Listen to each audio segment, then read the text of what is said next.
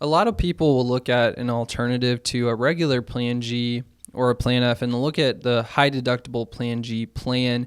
And on paper, I can see why most people are attracted to this plan. Generally, it's going to be almost 60 to 70% cheaper premium-wise than a Medicare Supplement Plan G, the high deductible option. It's going to be a lot cheaper. But with a high deductible, you got to think about maybe in your younger years, your ages 65 to 70, maybe it's great. Maybe you're very healthy. You want the flexibility of the network and not having to worry about prior authorizations. You want that in a Medicare supplement, but you don't want to pay the premium of a Plan G. And from ages 65 to 70, it's great. You never hit your deductible. Things are going well. Maybe you go to the doctor a couple times a year. But then at, say, age 70 or 72, disaster hits, and you become very quickly very unhealthy. And what happens now is you're not healthy enough to go to another plan. So the pros are great of a high deductible Plan G.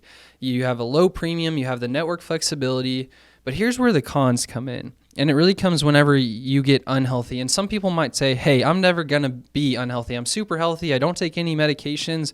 The likelihood is, though, and what we see over and over again, is that does happen. And unfortunately, at a certain age, your health declines.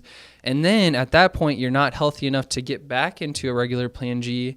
And you have to hit that over $2,000 deductible every single year. And you're kind of just stuck. So I get the appeal with, hey, I want the lower premium. It's nice. The deductible is not a big deal. And I understand that. But whenever you're 70 and 72 and 75 and you're having to pay that deductible every single year, especially on a fixed income, I think that personally, the cons outweigh the pros in this situation. There could be a situation where a high deductible Plan G makes sense.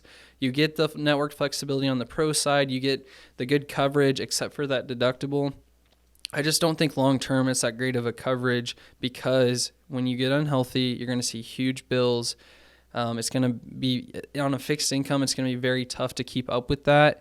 And so we would recommend looking at either a normal Medicare Supplement Plan G, N, or F, and maybe just bringing down the rate on that, not going to a high deductible plan. We have clients in their high 70s and lower 80s come into the office. They're like, I have this high deductible Plan F or high deductible Plan G, and they are just maxing out that deductible every year. So maybe someone recommended it to you, or maybe you just found it online.